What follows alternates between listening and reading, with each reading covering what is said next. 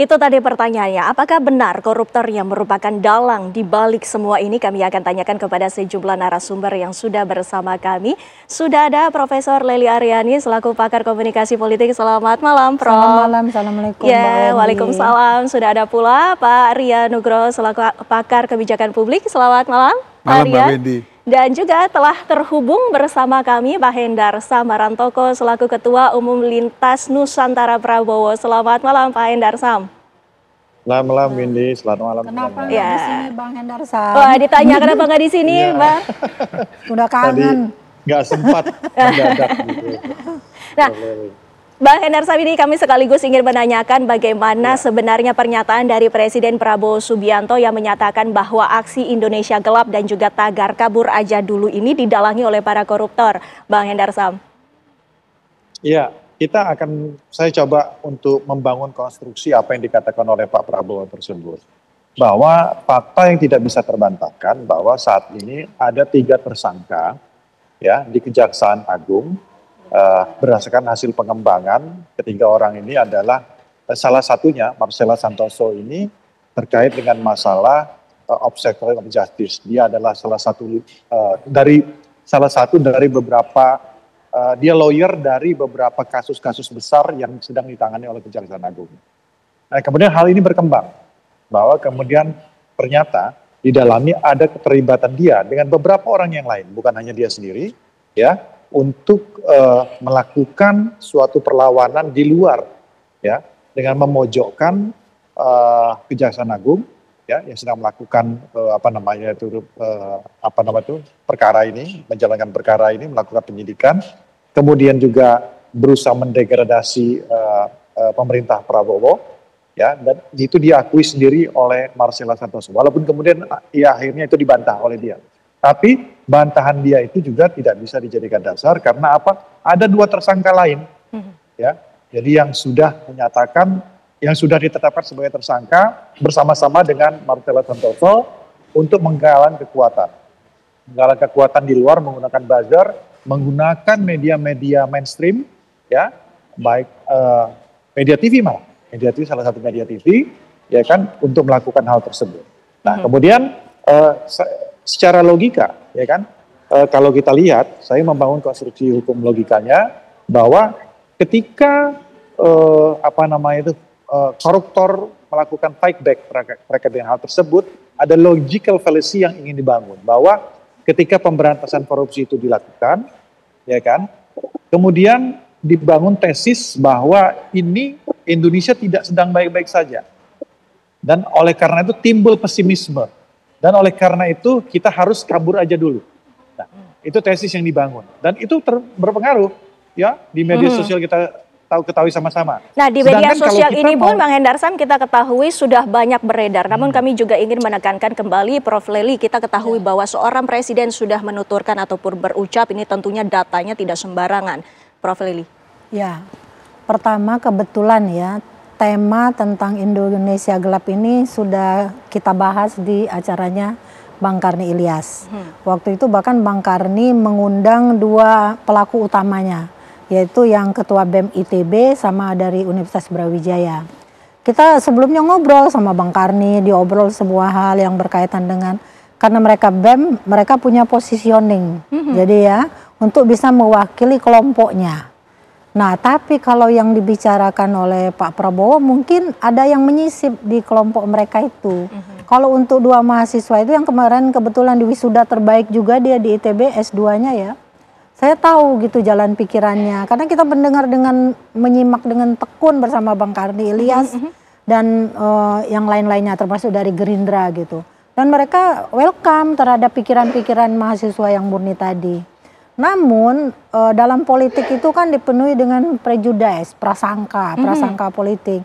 Jadi prasangka itu bisa muncul dari kedua belah pihak, baik dari pihak Prabowo, Pak Prabowo, saya nggak boleh nyebutnya Prabowo saja sebab beliau kan presiden kita ya. Dari kelompoknya yang kemudian menyatakan atau membisikkanlah sesuatu kepada Pak, ini mereka didanai loh ini. Nah, menurut saya Pak Prabowo pasti adalah presiden yang hebat gitu kan, yang dalam setiap narasinya kita mendengar begitu besar perhatiannya pada kepentingan rakyat.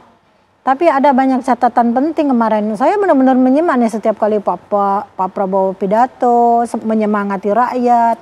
Jangan khawatir, saya ada bersama Anda. Saya tidak tega melihat ada usia 73 tahun masih narik becak barangkali ya. Semua itu kan yang lagi ditunggu rakyat sini sebenarnya. Jadi mungkin tentang Indonesia gelap sebenarnya udah ditutup nih oleh adik-adik kita mahasiswa itu. Nah kalau kemudian ini dibuka lagi oleh Pak Prabowo, saya bukan menyalahkan Pak Prabowo, saya menyalahkan mereka-mereka yang ada di sekelilingnya. Kemudian Pak nanti buka lagi ya tema ini dan sebagainya. Jadi memang dalam komunikasi politik itu intinya bukan penyampaian pesan, tapi pertukaran pesan. Nah karena dia pertukaran, dia ada imbal baliknya namanya ya. Imbal balik itulah yang sebenarnya kita tunggu. Kita ingin mendengar Pak Prabowo marah kepada para koruptor, lalu ada rakusisme kalau saya bilangin yang disampaikan oleh Pak Prabowo itu sebenarnya rakusisme. Ini sebenarnya ditujukan pada serakah nih. Iya, serakah itu rakus lah. Serakaisme kalau menurut saya bisa rakusisme. Itu ditujukan bukan hanya kepada mereka-mereka para koruptor loh. Pada mereka juga yang ada di lingkungan Pak Prabowo sebagai bahan introspeksi diri. Misal nih contoh, para wamen nih yang dapat jabatan sebagai komisaris. Pak Prabowo menekankan, saya tidak suka korupsi, saya benci pada mereka yang memanfaatkan uang negara. Ingat loh, wamen itu nggak boleh jadi komisaris. Jadi apapun penghasilan yang mereka terima dari wamen dan sekaligus itu adalah uang negara, bentuknya adalah korupsi. Nah ini itu artinya, yang seharusnya dibunyikan juga oleh teman-teman yang berada di sekeliling Pak Prabowo supaya Pak Prabowo makin hebat gitu loh. Nah menjawab tadi dari pernyataan Prof. Lely ini, Pak Rian, kami ingin mengetahui bagaimana pendapat Anda. Ini artinya kan yang bisa kami ambil kesimpulan bahwa sebenarnya Pak Prabowo itu tidak anti kritik, tapi ingin mengingatkan kembali bahwa ada orang-orang yang mencoba memanfaatkan situasi. Begitu menurut Anda? Yusuf tadi ya. Begini ya, saya pakat dengan Prof. Lely. Saya kira kalau Pak Presiden itu menyampaikan sesuatu pasti ada fakta, ada buktinya lah kira-kira gitu ya. Nah, cuman kita harus belajar ya bahwa kebijakan publik itu ada 4 jenis loh. Satu yang formal legal, kedua itu konvensi, ketiga itu adalah ucapan pejabat, dan keempat adalah perilaku pejabat. Nah, kebijakan publik itu tujuannya untuk menciptakan kepastian. Nah, dalam konteks ini sebenarnya ada yang satu yang kita perlu sampaikan pada timnya Pak Prabowo, Pak Presiden, bahwa janganlah kita menyampaikan statement-statement sebagai sebuah public policy yang itu menciptakan uncertainty baru. Ini jadi nanti akan punya kegalauan baru. Contoh gini ya, contoh ini yang kami hendak berikan masukan kepada tim presiden ya, mengatakan bahwa tidak benar Indonesia tidak baik-baik saja. Jangan ngomong seperti itu. Kenapa? Dunia pun tidak sedang baik-baik saja. Indonesia itu juga bagian dari dunia loh. Kita susah semua loh. Jadi kita jangan kemudian menafikan realitas. Jadi hal ketiga adalah jangan takut dengan hal yang memang itu tidak baik-baik saja. Ketika kita tahu itu hal yang tidak baik-baik saja, kita akui, kita cari solusinya. Nah, saya tidak cerita. Kemarin saya baru pulang dari Berlin, saya ngajar di Jerman. Jerman itu hebat karena 3 hal. Satu, mereka disiplin. Kedua, mereka itu kerja keras. Tapi yang ketiga, mereka tuh rewel. Tapi Pak Rian, Prof. Lely juga boleh kami minta pendapatnya. Apabila Pak Presiden ini menyatakan bahwa Indonesia tidak baik-baik saja, bukankah muncul lagi hal-hal yang justru menjadi pesimisme kepada masyarakat? Justru itu kan yang dihindari. Saya potong dulu, karena gini, mengatakan tidak baik-baik saja bukan pesimis loh, enggak loh. Mengatakan kita sedang nggak baik ya, karena ada masalah ini. Jadi masyarakat diajari ngerti, tahu. Kenapa? Supaya masyarakat itu misalnya satu, hidupnya lebih disiplin, lebih hemat, lebih tidak boros dan tidak korupsi. Itu mengatakan bahwa kita nggak baik-baik. Jadi jangan kemudian seolah kita baik-baik saja. Nggak apa-apa kok. Dengan Indonesia nggak baik-baik saja bukan berarti Pak Prabowo salah, enggak loh, tidak. Memang dunia lihat nggak baik. Uang nggak ada, cari utang susah, komoditi susah, perang dengan setelah Ukraina dengan Rusia, sekarang Israel dengan itu, Trump bikin 19%. Memang lagi susah. Jadi jangan khawatir. Tapi tentunya nggak bisa mengatakan bahwa Indonesia akan jatuh. Tidak lah. Ini sedang nggak baik anginnya. Jadi sebagai bahan introspeksi diri. Baik. Jadi tapi kita juga harus pemerintah menanyakan kembali. Saya potong balik masalah rewel tadi. Jerman itu memang mereka dibiarkan rewel rakyatnya. Ketika pemerintah berhasil 95% masih rewel. Kenapa? Dengan rewel itu tahu pemerintah apa yang harus dikerjakan. Nah ini yang buat kita harus tahu. Apabila masyarakat itu komplain, ada yang galau, nggak apa, ditangkap saja. Apa idenya apa? Karena gini loh, semua orang yang komplain pun itu warga negara Indonesia, bayar pajak, everybody. Jadi harus dilihat itu supaya apa? Apa yang disampaikan jadi manfaat bagi presiden. Kita konfirmasi juga kepada Bang Hendar Sabini, bagaimana Anda melihat ini bahwa sebenarnya pernyataan ini mungkin bisa ditanggapi apa yang menjadi pernyataan dari kedua pakar? Silakan Pak Hendar Sam. Ya, bahwa apa yang disampaikan Pak Prabowo, beliau adalah seorang negarawan, beliau juga orang pemimpin negara ini, beliau juga harus menyampaikan fakta yang terjadi sebenarnya. Bahwa memang Indonesia, saya lanjutkan apa yang saya katakan tadi ya, tadi kan terpotong. Bahwa kan logika yang benar, ya kan, adalah bahwa ketika kita melakukan pemberantasan korupsi, Indonesia sedang menuju ke arah yang baik-baik saja. Benar kan? Seperti itu. Tapi ini diubah, ya kan? Logical fallacy-nya bermain di sini. Bahwa Indonesia nggak baik-baik saja, sehingga oleh karena itu kita kabur aja dulu.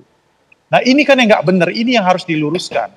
Ketika kita melakukan pemberantasan korupsi dengan masif saat ini, itu nggak bisa dibantah. Sangat masif pemberantasan korupsi dengan apa namanya itu kerugian negara yang besar dan gila-gilaan. Artinya Indonesia akan menuju ke arah yang baik. Beliau ingin mengingatkan itu, gitu loh. Kalau enggak, ngapain kita ini? Kalau seperti cara berpikirnya seperti itu, ya udah. Kenapa kita lakukan pemberantasan korupsi? Diam-diam saja. Sehingga oleh karena itu Indonesia akan baik-baik saja. Kan enggak gitu kan bicara cara apa berkomunikasinya. Ini yang pengen beliau luruskan. Beliau ini bukan hanya sebagai kepala negara, beliau adalah guru bangsa juga. Beliau harus jelaskan ini. Adik-adik ini salah. Enggak boleh seperti itu. Kita sedang menuju ke arah baik. Kita sedang berevolusi. Bukan hanya revolusi di segala bidang. Kita sedang bersuasembada, kita sedang berdikari saat ini. Kita sedang menghadapi tantangan global ke depan, ya kan? Dengan berdiri di atas kaki kita sendiri. Bagaimana peran memotong mata rantai tengkulak di bidang pangan, di bidang-bidang yang lain. Bagaimana masyarakat bisa mendapatkan akses Bang Hendar Sam, langsung. kekhawatiran tersebut tentunya butuh support dari pemerintah dan juga untuk menenangkan masyarakat. Dijawab nanti, Bang Hendar Sam. Kita kembali pemirsa berbincang lagi usai jeda pariwara berikut ini. Kita lanjutkan perbincangan kami, pemirsa. Tadi kita berbicara dengan Mas Hendar Sam. Bang Hendar Sam, tadi kami juga sudah mengetahui dan juga sudah menangkap poinnya. Tapi kami ingin mengetahui pula, apakah dari pernyataan Presiden Prabowo Subianto yang menyatakan bahwa ada pihak-pihak yang ingin membuat gaduh, yaitu koruptor tersebut sudah ditindak. Singkat saja, karena di sini juga masih ada narasumber yang akan berbicara. Silakan, Bang Hendar Sam. Ya memang bahwa tagar sebenarnya koruptor fight back yang saat ini sedang saya pribadi sedang gaungkan, bahwa itu memang benar-benar terjadi. Bahwa ini revolusi kita ini yang dilakukan oleh Pak Prabowo, terutama di salah satunya aspek di penegakan hukum, ini sudah terjadi. Banyak pihak yang akan terganggu, banyak pihak yang tidak akan senang, banyak pihak yang merasa ini selama ini di zona nyaman, menikmati hasil-hasil korupsi, menikmati hasil fasilitas-fasilitas haram dari negara ini. Ini yang ingin beliau berantas, ingin beliau tegakkan. Tentunya hal ini tidak nyaman, membuat pihak-pihak tidak nyaman dengan segala instrumen yang mereka punya, dengan kekuatan dana yang mereka punya, itu akan membuat suatu impact yang besar. Anda bayangkan saja sampai salah satu insan di media TV itu dijadikan salah satu instrumen buzzer untuk menyerang pemerintahan ini, gitu loh. Itulah yang kita khawatirkan dan juga kami ingin konfirmasi lagi, Prof. Lili. Berarti ini artinya ada yang memanfaatkan agar adanya buzzer ataupun lain sebagainya. Nah, ini ada pihak-pihak yang diuntungkan. Menurut Anda seperti apa? Dalam politik setelah reformasi itu kan istilah buzzer itu membuming. Ya. Karena apa? Mereka bisa dimanfaatkan oleh kawan maupun lawan. Nah, dinamika tentang apa pernyataan Prabowo bahwa mereka dibayar oleh para koruptor. Pertanyaan saya begini nih, yang berpotensi untuk menjadi koruptor itu adalah orang-orang yang dekat dengan kekuasaan. Dan itu terbukti sekarang toh, meskipun tidak pada saat dia berkuasa, sesudah dia berkuasa terciduk itu terbukti. Rakyat kecil saya tanya bisa nggak korupsi? Nah mungkin biaya korupsi yang didapatkan oleh mereka yang dekat dengan kekuasaan itu yang katanya disalurkan juga untuk rakyat yang mana? Karena pasti rakyat yang berdemo itu yang murni benar-benar ingin mengkritisi pemerintah, jadi galau juga nih denger ini. Jangan lupa Mbak Windy, kita sering bicara nih di studio tipuan yang mana aja nih, terutama saya ya, bahwa sebenarnya kalau ingin membersihkan diri itu kan dari lingkungan sendiri dulu. Tadi saya sudah mengumpamakan, kalau wamen merangkap istilah, apapun hasilnya yang mereka dapatkan dari kedua jabatan itu, kalau mereka tidak memilih, maka itu adalah bentuk korupsi. Dari situ dulu Pak Prabowo bisa memulainya. Ayo, bahkan mereka nih harus ngomong gini nih, Pak, kami sudah terima kasih nih, sudah dijadiin wamen, kami merasa cukup nih. Yang komisaris itu banyak anak bangsa lain yang lebih bagus dari kami, yang belum punya kesempatan, dan dia punya pengalaman di bidang tersebut. Jika kita melihat bahwa korupsi itu adalah bagi mereka yang memegang kekuasaan. Lebih dekat. Dan lebih dekat dengan kekuasaan. Kebanyakan. Pak Rian, kami juga ingin mengetahui, apakah ini artinya ada manipulasi yang dilakukan? Betul sekali Prof tadi ya. Kalau nggak ada kesamaan kekuasaan gimana korupsi gitu loh. Karena korupsi itu harus punya kekuasaan.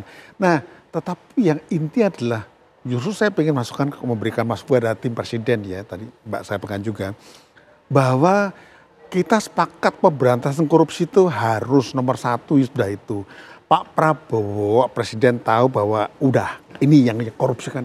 Saran kami, udah tangkap saja, hukum saja. Janganlah kemudian membawa ke ranah yang lain. Kenapa? Nanti misalnya ketika Bapak membawa kepada ranah misalnya ada yang medsos macam-macam, itu kan beliau jadi letih nanti. Nanti pertarungannya berpindah. Pak Presiden juga sudah mengerucutkan ini bahwa memang konteksnya adalah untuk aksi Indonesia Gelap dan tagar kabur aja dulu. Begini aja, yang menjadi saja. Ada dalangnya di balik gerakan tersebut. Ini kalau yang ngomong dalang macam-macam adalah orang yang punya data kayak saya gitu ya, bukan pemerintah. Tapi kalau pemerintah punya data, kan udah ketahuan ini orang yang mengerjakan, ini yang menduitin, tinggal tangkep kan, selesai kan. Jadi nggak usah berdiskursus lagi. Kenapa? Masyarakat udah letih. Karena kita udah letih dihajar berbagai isu. Sudahlah, kita sepakat dengan Pak Presiden. Ini yang dalangi ini, tangkap, selesai. Jangan kita buat Bapak Presiden letih. Jadi Mbak Windy, saya potong dikit Mas ya. Sebenarnya pengkritik teman terbaik itu adalah yang suka mengkritik. Kita rindu suasana ketika Pak Jokowi pertama berkuasa. Ada Fahri Hamzah, ada Fadly Zon yang terus-menerus mengkritik dan teman-temannya. Dan itu membuat suasana politik kan jadi hidup. Tapi kan sekarang semuanya sudah berada dalam kekuasaan. Tentu orang lain yang harus menggantikan untuk mengkritik kan. Lalu kalau mereka mengkritik, lalu kemudian dituduh mereka kan dibiayai. Siapa yang membiayai? Prof Lely sendiri juga menyatakan bahwa sebenarnya Pak Presiden ini sudah baik, bahkan tidak anti kritik. Nah kita tanyakan kepada Bang Hendar. Enggak, sebentar. Saya katakan ini tidak. Dengan menyampaikan ini, Pak Prabowo secara implisit dibentuk oleh ekosistemnya bahwa itu beliau nggak suka kritik. Kenapa? Karena nampak rasa cemas ada ini gitu loh. Menurut hemat saya biarkan saja, yang penting tangkap saja. Yang memang mengkritik dibiayai oleh siapa, tangkap. Tapi kalau kayak kita sebagai akademisi ya, kita mengkritik, tapi kita nggak mau terima suap, nggak mau. Nah ini membuat semua jadi dipukul rata, menciptakan sebuah image bahwa beliau seperti itu. Jangan, kasihan Presiden. Statement seperti itu dikatakan, ini nggak anti kritik. Tetapi kan yang menangkap itu bukan beliau, tapi publik kan. Publik seperti kita mengatakan, loh kok Bapak seperti itu? Kami jadi takut. Oh, jangan takut, loh kami udah takut gitu. Ini faktanya ini. Nah, Bang Hendar Sam, ini lantas yang menjadi pertanyaannya dan juga yang diharapkan baik dari kami semua itu, koruptor ini harus segera ditangkap. Langkah-langkah yang akan diambil oleh pemerintah menurut Anda seperti apa? Ya langkah yang paling tepat adalah tidak usah terlalu mendengarkan Prof Lely yang tidak menguasai masalah hukum pidana. Dengan melebar tentang masalah wamen merangkap jabatan, itu putusan MK itu tidak pernah amar putusannya menyatakan hal tersebut. Itu konstitusional, itu satu. Kedua untuk Pak Rian, ya jangan melebar juga kemana-mana. Ya bahwa apa yang disampaikan itu bentuk akutabilitas dari Pak Prabowo, menyampaikan keadaan yang sebenarnya. Kalau masalah gaya komunikasi, kita punya gaya komunikasinya sendiri. Presiden punya gaya komunikasi sendiri. Beliau adalah orang yang belak-belakan. Kalau ingin menyarankan, style orang macam-macam berbeda-beda. Tapi beliau tetap Bang Hendarsam, jika kita konteksnya mungkin kita balik lagi kepada tema kita pada malam hari ini. Yang Indonesia untuk koruptor. Intinya begini ya. Jadi saya menghimbau kepada penegak hukum untuk setiap orang yang ingin mendegradasi penegakan hukum di Indonesia, baik itu para akademisi, para koruptor dan pihak-pihak lain, termasuk lawyer, termasuk penegak hukum juga, saya minta untuk diusut tuntas. Sudah, sampai di situ saja. Pengusutan, ya. Jadi udah, ada. Jadi banyak sekali saat ini, banyak sekali orang yang mengatasnamakan akademisi, orang yang mengatasnamakan demokrasi, tapi bertindak itu, melakukan obstruction of justice itu sendiri, melawan gerakan pemerintah untuk memberantas korupsi. Baik, Bang Hendarsam, Prof. Lely, baik ditahan dulu. Ini fakta ya. Dengan fakta tersebut, Prof. Lely, kami ingin mengetahui lantas apa sebenarnya yang harus dilakukan oleh pemerintah untuk konkret ini menghapus koruptor dan juga korupsi di negara ini. Yang pertama berulang-ulang saya sebutkan, mungkin tadi bilang di luar jalur lah segala macam. Tapi saya kan diskusinya di rumah diskusi hukum terus sama Prof. Juanda ya. Mohon maaf ini soalnya kalau kita kan berkaitan dengan durasi, jadi kita singkat saja. Kita selalu mengatakan kalau Pak Prabowo ingin memulai korupsi diberantas dari lingkungan sendiri. Jadi segala tuduhan yang oleh masyarakat juga diduga gitu di sana dimulainya. Karena masyarakat pasti akan percaya Pak Prabowo niat baiknya sama dengan apa yang ingin dilaksanakannya. Jadi dari lingkungannya yang menurut teman-teman kita, salah satu hal yang diduga akan mengarah pada korupsi itu tadi, jabatan rangkap itu. Ya, Bang Hendarsam silakan, sudah dilakukan apa saja ya menurut Anda? Kan sudah dilakukan semuanya. Sudah dilakukan semuanya. Ya kan? Dari semua lini semua udah. Dari korupsi yang terdekat dari mana coba? Dari Pertamina yang 20 tahun lalu ini tidak bisa tersentuh, di zaman pemerintahan beliau tersentuh semuanya, sampai ke akar-akarnya. Prof. Lely tahu nggak sih Rizal itu siapa? Yang tidak pernah antar sebel. Jadi jadikan tersangka di pemerintahan Pak Prabowo. Apakah beliau itu bukan orang dalam lingkaran selama ini? Itu pertanyaan saya. Baik. Ya kan? Langkah yang sudah diambil oleh pemerintah itu, Pak Rian, ini juga kita harus menggarisbawahi. Jadi jangan nafikan masalah itu gitu loh. Baik. Kita ingin menanyakan tanya-tanya kepada Anda, Pak Rian. Ayo, Mas. Saya takut sekarang. Dengan statement beliau tadi saya takut saya. Saya takut nanti kita berikan pernyataan kan yang menilai mendegradasikan pemerintah ya. Meskipun kita tujuannya bukan mendegradasi, jangan-jangan dianggap degradasi. Saya tegaskan saya takut sekarang. Saya mungkin bukan pakar yang luar biasa, tapi saya menyatakan bahwa diri saya sebagai salah satu pakar takut dengan pernyataan Pak Hendra. Tapi ini kan kita mengerucutkan kembali kepada pernyataan Presiden Prabowo bahwa ada di belakangnya ini ada dalangnya, koruptor. Kan kita bukan dalangnya. Begini loh, gitu. Forum seperti ini. Coba kita Pak Rian coba difokuskan dulu tentang masalah itu. Gitu. Jadi jangan melebar juga ke masalah komunikasi dan lain sebagainya. Kita fokuskan, ya kan, adanya fakta bahwa ada koruptor dan antek-anteknya yang saat ini melakukan penggalangan masalah Indonesia gelap gitu loh. Iya, baik. Mohon ditahan. Silakan. Ya, saya setuju saja. Kenapa saya kayak gini? Ya, Bang Hendarsam. Nah, ya sudah kalau setuju Bang Hendarsam, mohon maaf, kita gantian dulu untuk perbincangannya. Bang Hendarsam, nanti kami akan kembali kepada Anda. Ya, Bang Hendarsam, mohon maaf, kita harus gantian di sini. Ada narasumber lainnya yang juga kita harus hormati. Terima kasih, Bang Hendarsam.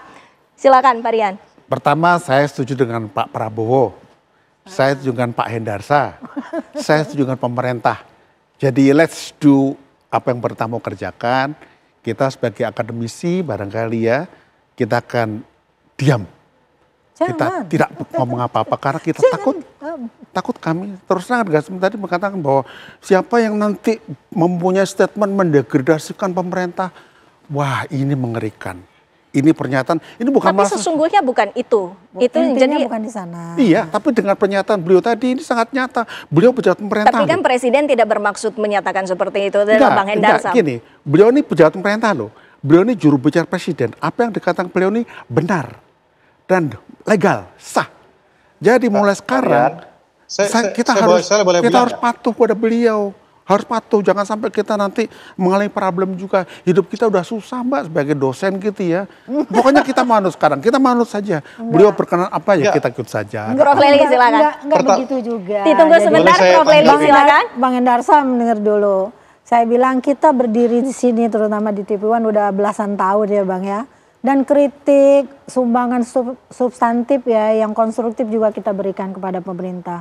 Jadi kita nggak usah takut Mas, kan kita bukan bagian dari yang mengelola kalau mereka koruptor. Lalu ini suruh anak mahasiswamu demo, enggak, kita bukan bagian dari itu. Kita selalu memberi solusi terbaik untuk kepentingan bangsa dan negara. Karena kita tidak punya kepentingan apa-apa, apalagi keinginan untuk dalam kekuasaan.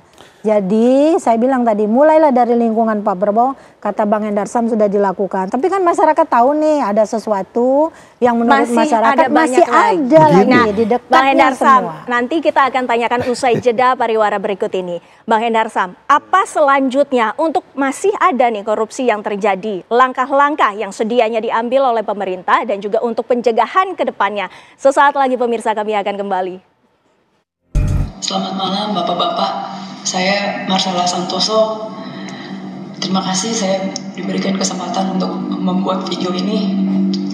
Saya ingin menyampaikan dari hati saya yang paling dalam terkait dengan perkara pasal 21, kasus timah, kasus CPO, dan kasus gula, bahwa saya menyadari di dalam proses penanganan perkara ini terdapat postingan yang sebenarnya sama sekali tidak terkait dengan perkara yang ditangani, antara lain terkait dengan isu kehidupan pribadi Bapak Jaksa Agung, isu Pak Jampitsus, isu Bapak Dirdik, dan bahkan terdapat juga isu pemerintahan Bapak Presiden Prabowo seperti petisi RUU TNI dan juga Indonesia Gelap.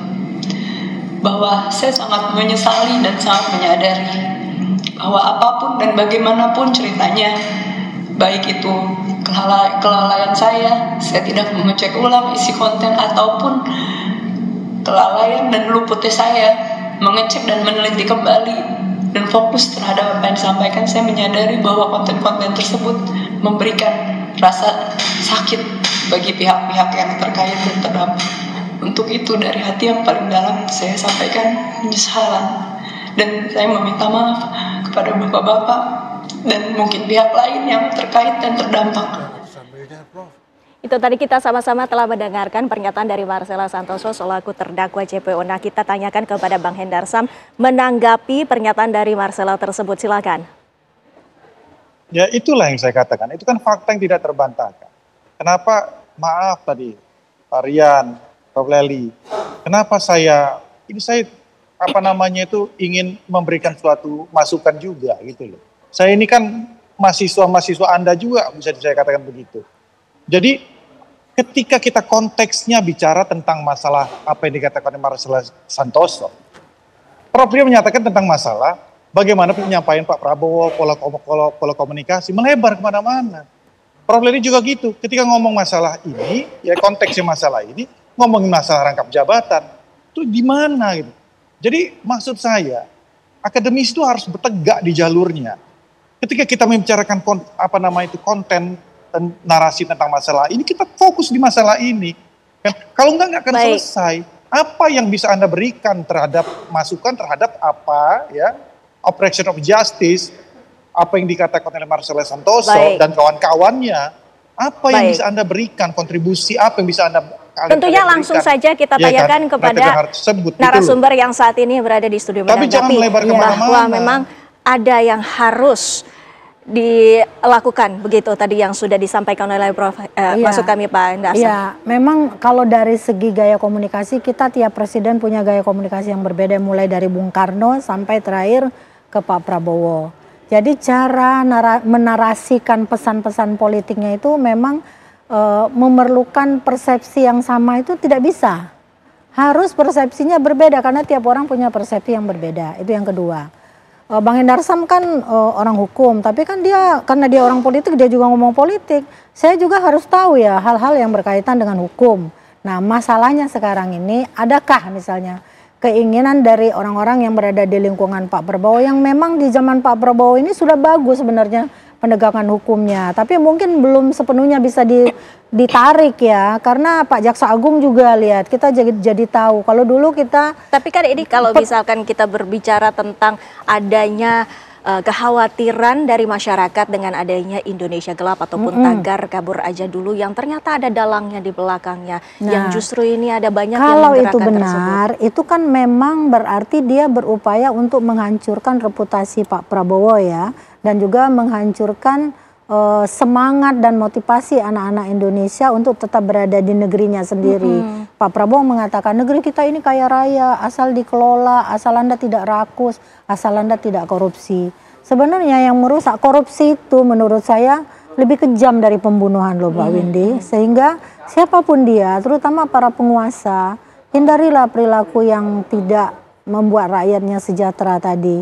Pikirkan, yang pertama saya lakukan adalah, bukankah ketika kepentingan rakyat memanggil, kepentingan individu dan kelompok kan harus bubar. Iya. Itu Pak Rian, intinya kan. Ini menjawab adanya kekhawatiran yang tadi juga telah disebutkan oleh Prof. Lely tersebut.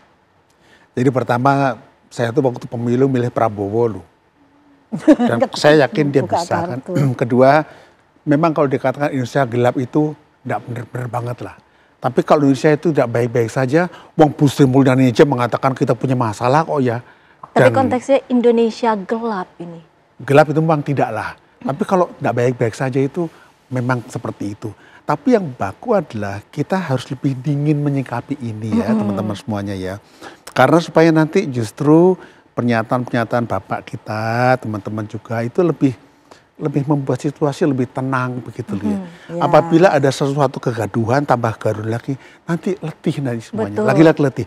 Kenapa seperti saya katakan? Apabila kita letih, presiden letih, timnya letih, rakyat letih, kita nggak waspada dan kita diambil oleh negara lain. Jadi yang penting adalah basicnya ya. Satu, kita setuju dengan Pak Presiden. Koruptor tangkap, koruptor menggerakkan yang lain tangkap. Itu paling penting. Hukum itu berbicara penegakan, bukan wacana. Betul. Jadi kita harus berbicara bahasa hukum. Kalau kita berbicara bahasa wacana, nanti hukumnya kalah. Saya sepakat dengan beliau tadi kan pakar hukum kan ya. Sudahlah, tangkap saja. Kalau diwacanakan jangan banyak-banyak, jangan rame-rame.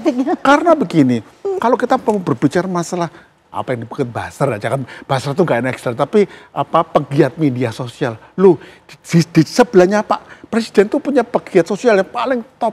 Itu namanya Pak Raffi Ahmad. Kurang apa beliau? Jadi sebenarnya kalau masalah hal seperti itu gampang sekali ada beliau.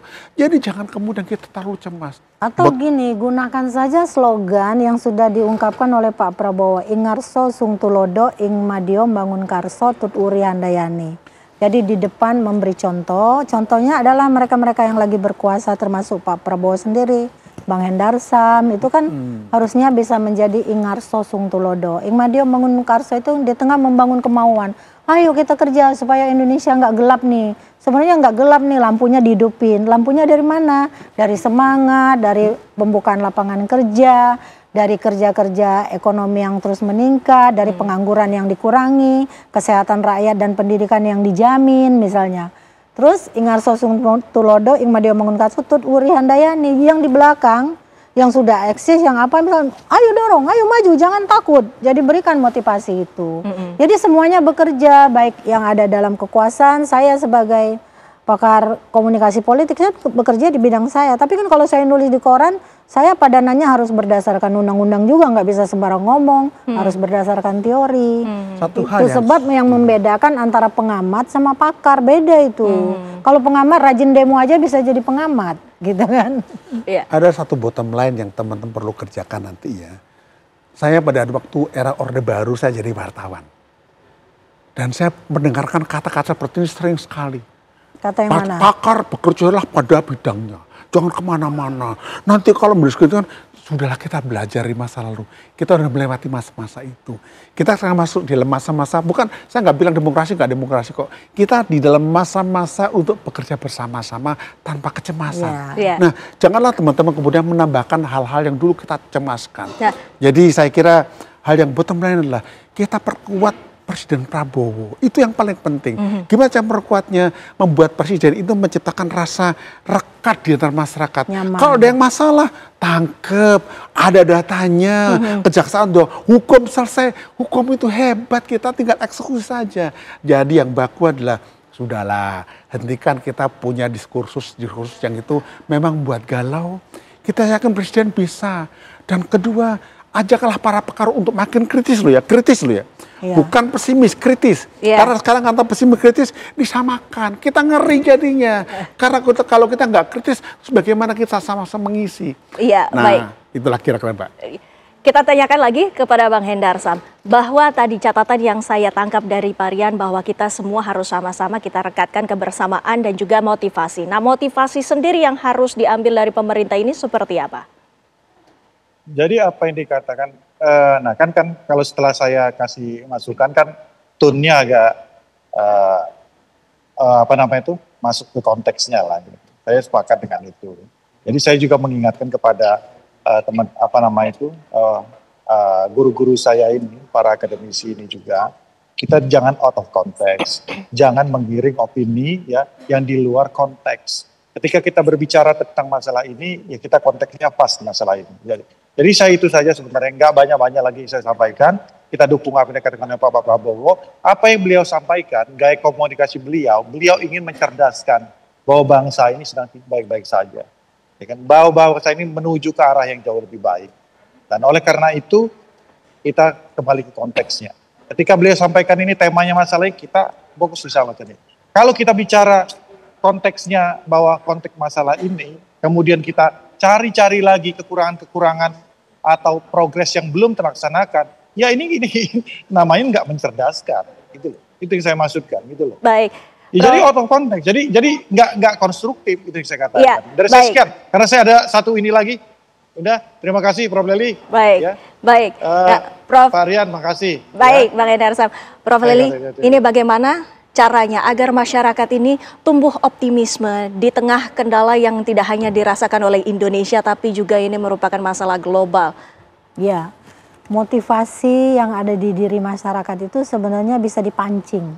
Reaksi positif atau negatif terhadap tindakan yang dilakukan oleh pemerintah. Jadi menurut saya mereka yang berada di lingkungan Pak Prabowo pun harus berani memberitahu lah. Mungkin gimana ya, bukan memerintahkan Pak Presiden lah. Pak, yang ini nanti bisa menimbulkan sesuatu di tengah masyarakat. Mungkin narasinya perlu dirubah. Pak Prabowo seringnya kan spontan nih ngomongnya. Nah, tapi maksudnya ingin memacu semangat. Tapi kan persepsinya beda-beda nih. Nah, saya tidak menurunkan atau menaikkan tuntun saya dari awal sampai akhir sama. Nah, karena apa? Karena saya juga harus ngerti hukum, politik juga, orang politik itu politisi bicara politik, politik bicara hukum. Semuanya antara politik dan hukum itu tidak bisa dipisahkan. Jadi masyarakat juga mungkin bisa melihat nih, Anda membutuhkan seperti apa nih yang ingin Anda. Oh, buka lapangan kerja lebih banyak, kami nggak percaya dengan informasi misalnya dari siapa. Pak Prabowo tolong dengar kami butuh. Jadi rakyat ini punya saluran. Salurannya kemana? Wakil rakyat udah sibuk masing-masing bicara kekuasaan. Kemana itu juga dong? Yang selalu menjadi PR yang kita harapkan ke depannya juga saya ini bisa media diperbaiki. TV1 ya, terutama bisa menghadirkan narasumber yang bisa bersuara tapi tidak provokatif. Iya, kita berharap juga ini ke depannya juga akan lebih baik lagi untuk secara keseluruhan. Pak Aryan, kita ketahui tadi sudah jelas poinnya. Kalau ada koruptor, tangkap. Jangan tangkap aja, hukum. Oh, hukum. Berat-beratnya, begitu loh. Dan tapi ini satu hal yang dari pengalaman kita, pembelajaran kita hari ini ya. Nomor satu, ada satu hal yang saya pribadi sebagai, saya bukan pengamat. Pengamat tuh berarti ngeliat bola tapi nggak bisa main bola. Kita kan dosen ya, dan saya juga praktisi. Nomor satu, kita melihat bahwa model komunikasi presiden sekarang ini, dibantu sama teman-teman deh. Karena ini secara implisit menampakkan perlunya ditambahkan rasa percaya diri. Dengan mengatakan seperti itu, nampaknya ada yang hilang itunya. Jadi kan kita sayang. Kedua, harus lebih rileks. Orang boleh mengatakan stylenya beda-beda, iya. Tapi ketika bukan santai loh, rileks itu artinya dengan tahu mengatasi, memilih kata, diksi, bahkan gesture. Dengan demikian kita nggak usah terlalu dibuat-buat, tetap style seperti Pak Prabowo seperti itu.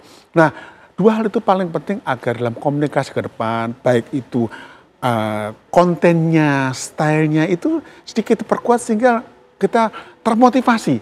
Contohnya gini. Termotivasi itu? Bentar, katakan lagi, gini, termotivasi karena loh, Pak Presiden kita pede gitu kan ya, termotivasi. Mas, seandainya gini Pak Presiden bilang, ini ada yang bilang Indonesia gelap. Coba kita nggak usah khawatir, saya akan buat terang benderang Indonesia. Kita tunggu bagaimana Indonesia ke depannya ini menjadi lebih cerah, terang benderang. Terima kasih Prof. Lely, terima kasih Maria, dan juga terima kasih Bang Hendarsam waktunya bersama kami di Apa Kabar Indonesia Malam.